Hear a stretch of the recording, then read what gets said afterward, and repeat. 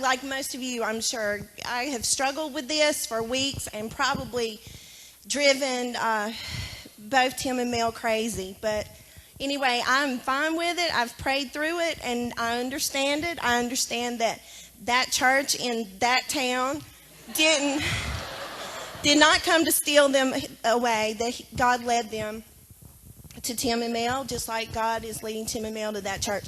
And I understand that. I still have a bad attitude about it sometimes. I hope he has his first choir rehearsal and finds out that half the choir's tone deaf and can't carry a tune.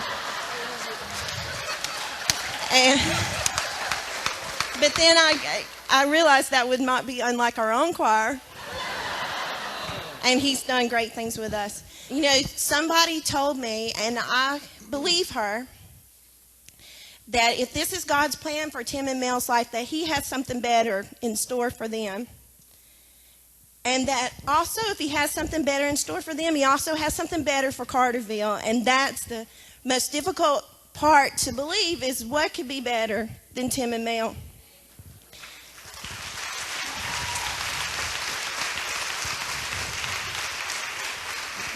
I know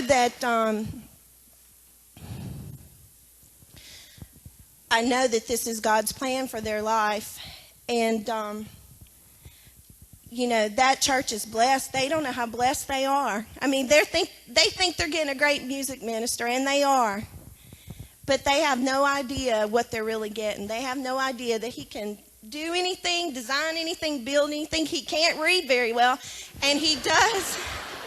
He does change the words of our hymns sometimes, which I don't agree with that, but he can do anything, and he's always thought outside the box in music ministry and just has a passion for reaching people for Christ and serving others and loving others, and he does so many more things than just a music minister. And they have no clue. They just think they're getting a guy that's musically talented, and he is, who has a wife who's also musically talented, and they really have no clue about Mel. And I think of all the kids that, well, I think about this year's sixth graders. My heart just aches for them because they have suffered through all these years of school to get finished with sixth grade, to get in her VBS class, which is legendary.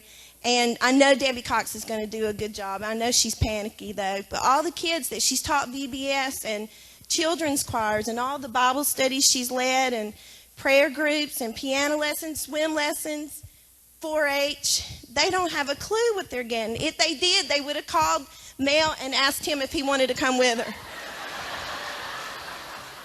Because we all know that the best part of Tim is Mel. But it's only about one thing, and that is God's call on their life. He's not mad at the church. He's not mad at Brother Hogan or Ben or Mike or the staff or the choir.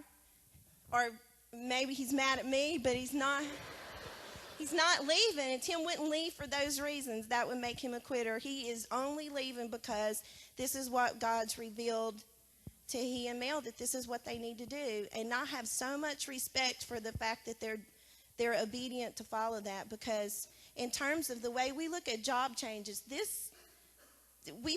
many of us wouldn't have the courage to do this. I mean, he's leaving a job that he's been in for 17 years in a church that he served and could finish out his ministry here, and we would be thrilled.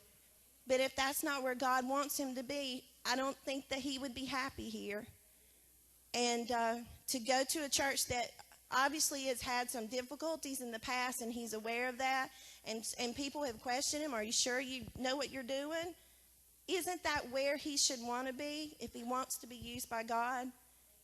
And as much as it pains me to say it, Highland Baptist Church in Laurel, they need Tim and Mel even more than we do. And so I just want to pledge that we will love them and support them, and most of all pray for them, because I know that they're going to be praying for us. And I just want to thank you for these last 17 years, and I just want you to know that we're going to miss you more than you'll ever know.